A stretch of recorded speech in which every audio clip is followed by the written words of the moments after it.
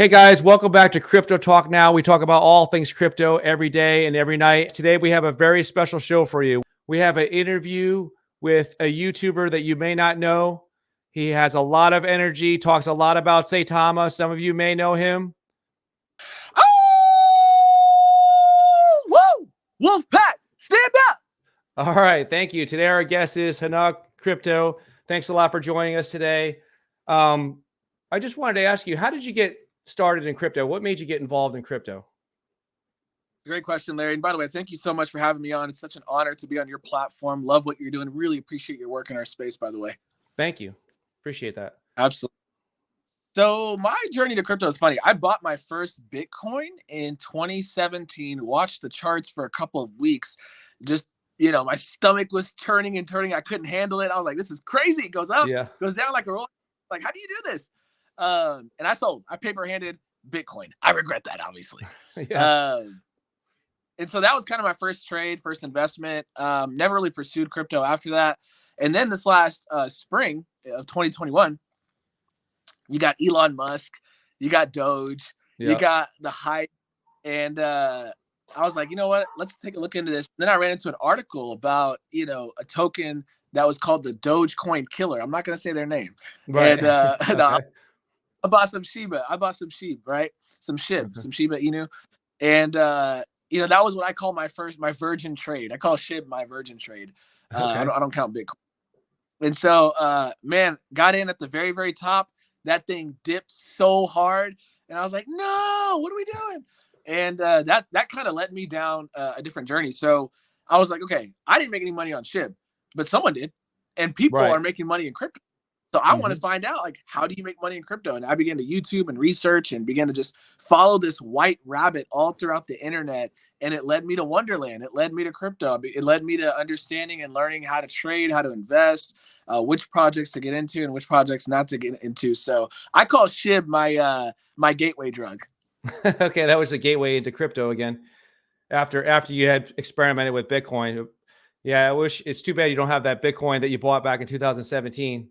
But that's cool. All right. So what really made you start like a YouTube channel? I know that your channel's really been blowing up. You haven't been around that long, but it's doing really good. What made you get into thinking about starting a YouTube channel? Yeah, thank you for that. Honestly, my crypto sensei, his name is Holistic Crypto.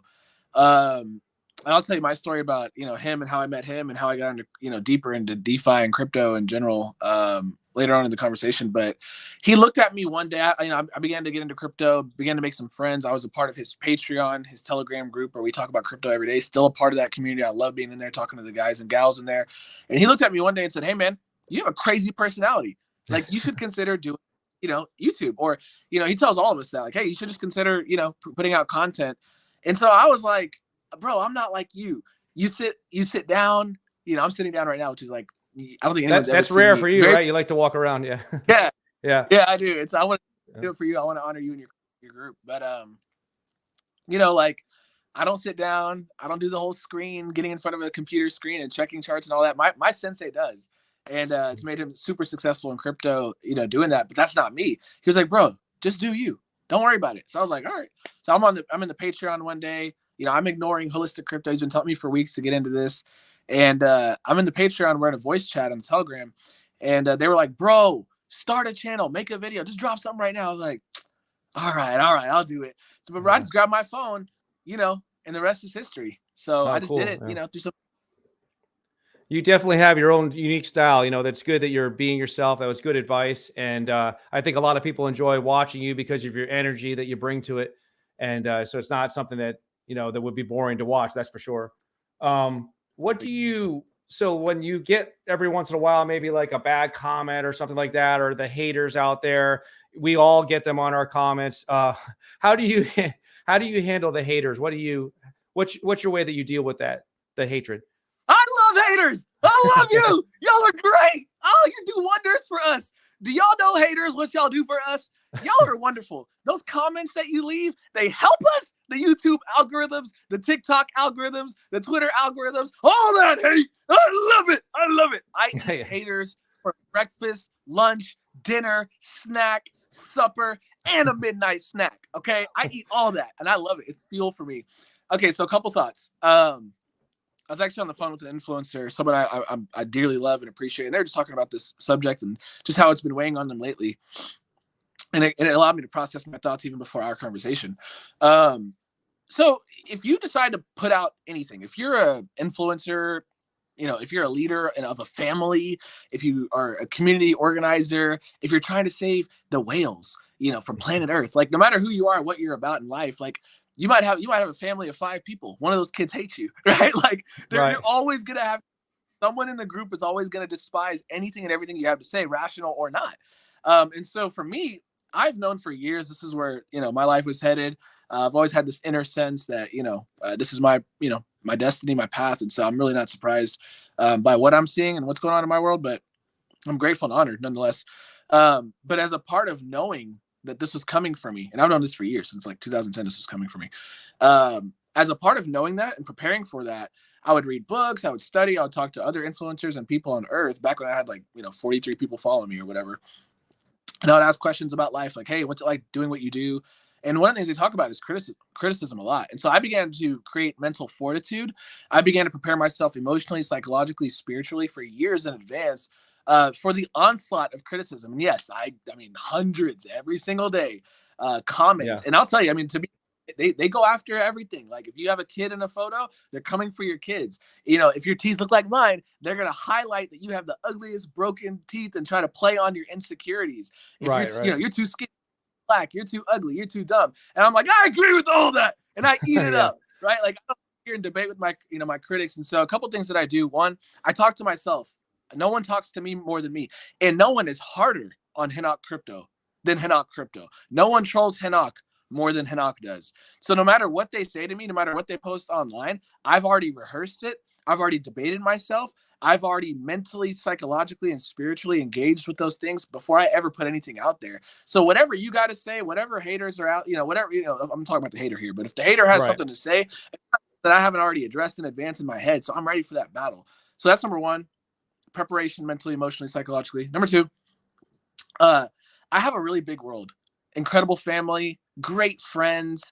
I've got crypto friends like you, other influencers and people out there that I engage with at some kind of level. Some people, it's a comment, a tweet, a DM here and there. I follow your stuff, right? And some of my friends are, people that have been in the trenches with me for over a decade, people that have buried bodies with me, been to funerals with me, been in the hospital rooms with me. And so I have a really big world and they support me and they love me. So like as great as internet is, as great as all this is, as fun as all this has been, I don't put my hope there. I don't put my heart there. There's a verse in the Bible that literally says Jesus did not give himself over to the people. And I think he's the greatest influencer of all time, greatest celebrity of all time. And he would never give himself to people. And he would never when they would pump him up, he would never oh, I'm eating all that up. And when they were crucifying him, he wasn't living in that either. And so he just stayed stable. And so for me, I don't want to give my heart, my mind, my affection up towards the crowd because they'll love you today and hate you tomorrow. I love my people. I value my people. I appreciate my people, especially all y'all watching here. But I can't give my heart and my soul over to you because one day you might hate me or cancel me. In fact, it's coming. I will be canceled probably dozens of times between now and when I hit my targets online. And that's okay. The journey is that criticism, that hate, and whether you're a person who's leading 4 people in your household, whether you're a manager in a business, whether you're a public figure, or whether you're an online person who's doing YouTube, you're always going to have a percentage of your people that absolutely despise you and hate everything you have to put out. And you just push past it. And so I've got a big world, a lot of spirituality for me. And so, these are things that I engage in to protect myself and my heart and stay positive and keep going. That's good. Yeah, we try to stay positive on this channel too. Even the bad comments, we try to turn them around. We look at them as, feedback. I don't think any comment's bad when you're dealing with the YouTube algorithm, and you definitely have a lot more supporters out there than haters. So that's a good thing. And I think it's because of your positivity and your energy. Thank you. So you talked a little bit about, I think I might know the answer to this, but who is your favorite YouTuber? You want to talk a little bit about that person? Yeah, it's Holistic Crypto. Not because I don't love everybody. I love everybody. And I really do. I love everyone. Haters, enemies, friends, casual, people, commenters. I love everyone on earth. And I really do mean that. But I have a special affection and appreciation for my crypto, say Holistic Crypto, for a couple of things. Man, man, he's the one who's taught me a lot about crypto in general as an investor, you know, my portfolio, but also he taught me a lot about the business of crypto. And I watched a lot about how to do YouTube. I watched a lot about how to engage in the business of crypto by watching his YouTube channel. And so till this day, I'm a huge fan of his. You know, we were in Vegas together. We talk regularly. He's my sensei. I learned so much from him. And so he's absolutely my favorite, you know, YouTuber in crypto. You know, I got to put in some other people. I'm looking at Crypto Deb. I love Jake Gagan. Jake Gagan is my brother. I freaking love him. I don't care what anyone has to say about him. Yeah. And so, man, those are few of the people I'm thinking about. BeatStar, my boy BeatStar, you know, Cake and Crypto. These are just people that I'm friends with. And like some of them have like 14 people that subscribe. Some of them have, you know, tens of thousands. But man, I just love their content. These are people that I consume. Larry, I love your stuff. Of course, man. Who's not watching Larry's stuff? Come on now. All right. Thank you. So tell us a little bit about Saitama, as far as like, when did you get in on Saitama? Like, when did you first hear about it? When did you buy it? When you first got into it? I love Saitama, and honestly, it has a lot to do with my crypto sensei, Holistic Crypto. So, you know, it was in July that Saitama first came across my radar, being in Telegram, Twitter, YouTube, and I noticed it was on a run up. I was like, all right, am I going to invest? I'm thinking about it, and I was like, you know what, though, somebody called Saitama before it, you know, blew up. I want to know who that person was. So I began to YouTube, you know, Saitama to see who was talking about Saitama before that run up in July. And that's how I found Holistic Crypto. He was actually, cool. So when I bought in July, he had been about he'd been talking about Saitama for about 2 or 3 weeks. That's really early, like close to June. That was early. Really. Yeah. So I was like, all right, if this guy's putting out content talking about a token that's breaking $100 million market cap, and he was talking about it back when it was, you know, only 1,000 holders, that's someone that I want to pay attention to and follow, which is why I've kept up with Holistic Crypto ever since.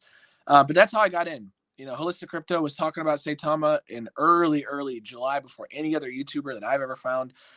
Till this day, it's all timestamped. You can go look at it.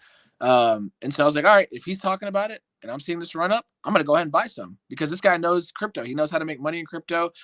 He's talking about it and he's compelled me. And so that's the reason why I didn't know anything about crypto back then. Didn't know much at all about how to invest, why you should invest. Holistic Crypto said buy. So I'm buying. There you go. Went to the event in Vegas for Saitama. That was back on November 13th. Tell us about that experience. What was the trip like out there? What were the people like? It looks like you had a good time there from what we saw from afar. Can you tell us a little bit about that experience in Vegas? It was amazing. It was life-giving, energizing. It was insane. Ah! If you've never been to a live crypto event, you must do it. Like, take the PTO, do whatever y'all have to do to get there. In fact, it's inspired me to host a live crypto event in January. So I don't know when everyone's watching this, but in January of 2022 in Dallas, we're going to Dallas. An event sponsored. Yeah, sponsored exclusively by Saitama. Hope to see you there and others. But that's how profound my experience in Vegas was. It's like, we got to keep doing this. And so a couple of thoughts on that. Number one, the best part was being able to be in the room physically present with so many people that I engage with online. Just like you, Larry, you have a platform, thousands of people that engage with you at different levels, depending on, you know, where you're at, and Twitter, and, you know, Instagram, Telegram, whatever, you know, YouTube, of course. And so being able to see names and faces, hug people, shake hands, high fives, whether it's Russ and the dev team, with Saitama, whether it's Holistic Crypto and our group of friends online, whether it's the people that subscribe to my channels or watch, you know, stuff on TikTok, wherever I'm on, being able to hug, hold, high five, handshake, have a, you know, good meal with, play around with, walk down the strip with, do crazy things and make videos together, no matter what it was so amazing to be able to have an embodied experience, because we all have fun online in the cryptoverse, and that's great. But imagine that on steroids. That's what in-person does. So number one, being around the. Number two, and listen, a lot of people missed some of the things that were mentioned at Saitamask, like the events and some of the things we're dropping. But just being able to hear the news, where it's headed, to have one-on-one conversations with the devs, to hear from their perspective what it's like to run this project behind the scenes. Tell me about the applications you're submitting. What's it like to go through Binance? What's it like to deal with the Certic audit? And just things like that, to learn the business of crypto from sages, from senseis, from people that are actually doing it at a big level. That's incredible. But yeah, ultimately it's about that in-person connectivity. I love the announcements that were dropped. These are things that are going to be worth millions and billions of dollars to us in the years to come. And so, man, it was just a profound and awesome experience. It was so powerful that I was like, I have to do an event too, and we're going to do one in January. That's cool. That's cool that that event inspired you to have your own. So that's going to be for everybody that follows you. Are you going to invite some other YouTubers there as well? I am, yeah. So I'm a lot of things. It's gonna be super cool. It's gonna be a 1-day event on a Saturday. I haven't rolled out the date yet. Maybe by the time this video drops, it'll be available for everyone to consume. But yeah, there's gonna be other YouTubers there. Obviously, the dev team is gonna be there. Saitama is sponsored, and we're gonna have hundreds of people there. I'm actually trying to land Mark Cuban, so because it's gonna be in Dallas. Yeah, since he's in Dallas, yeah, that would be really something. You'll get a big turnout if you get Mark Cuban there. Yeah, it's gonna be stupid. So else, I'd love to see him live stream in, or even just do a 5-minute quick video, talking about crypto. This is his thing. So we're gonna. But yeah, it's gonna be a big event. It's gonna be a lot of people there. I hope you guys can come. It's gonna be such a profound and amazing experience. You're gonna walk away with knowledge in your head. We're gonna talk about the future of crypto. You're gonna walk away with a smile. We're gonna have some fun. This is Henok Crypto. We're gonna have some fun. I'm gonna host the whole thing. You're gonna walk away with names and numbers. You're gonna walk away with a notebook full of notes and big things ahead. There's gonna be a lot of value for those that come and helping us build the business of crypto. Cool. Guys, in case you're wondering, we're talking with Henok Crypto. The link is in the description. If you haven't checked out his YouTube channel, go ahead and check it out. If you haven't followed him on Twitter, check him out on Twitter. The link is in the description. So tell us, so they didn't announce exactly when they were going to be releasing Saitamask. I know it's been delayed. I think it was due to an audit. Do you have like a speculation or an idea as to when you think they might drop the Saitamask, when that's going to be released and ready to go? At the time of this recording, I imagine we're only a matter of weeks away, which is really exciting. And so it won't be much longer before it rolls out. The only thing that we are waiting on, seriously, the only thing, everything's done. The only thing we're waiting on is that Certec audit. And so once that's completed, once we know that Saitamask is safe and clean, no issues that they can perceive. Obviously, it's not foolproof, bulletproof, and perfect, but it's as close as we can get to it. They're going to go ahead and launch that thing. And I can't wait. Okay. And then along the lines of trying to determine, like looking at your crystal ball, when do you think they're going to get on a major exchange like crypto.com, Coinbase, maybe Binance? Do you have an idea as to what's coming down the future for the major exchanges? It's not a matter of if, it's a matter of when. So when I was in Vegas, I had a great long conversation with one of our amazing devs, Sunday morning, and I just talked specifically about that. Like, hey, what is it like to go through and try to get on exchanges? Give me the details, because most people don't even understand. There's an application process. There are stipulations you've got to hit, targets, things like that. And so I began to pick his brain and take notes and learn. I think it's important to learn if you're trying to be in the business of crypto, not just an investor. And so he told me it's really simple. It's literally a matter of time. He said it's not a matter of if. They want our business. They want our volume. They make millions of dollars when people buy and sell these tokens. And so as much volume as we have, and this is the early stages of the business, they really want us on their exchanges. And so there's an application process. It's formal. It's honestly just a matter, in my head, from what I can gather, I would be shocked if we're not listed on another top 5 exchange by the end of the year of 2021. And they're just going to keep rolling them out month after month after month all through 2022. Yeah, I think that the coin will take off even more. Saitama, once that wallet is released, that's the big thing that people are waiting for. They can buy it with a debit or credit card. And then once it hits an exchange, it gets to all those people on that exchange. It makes it easier than having to go through.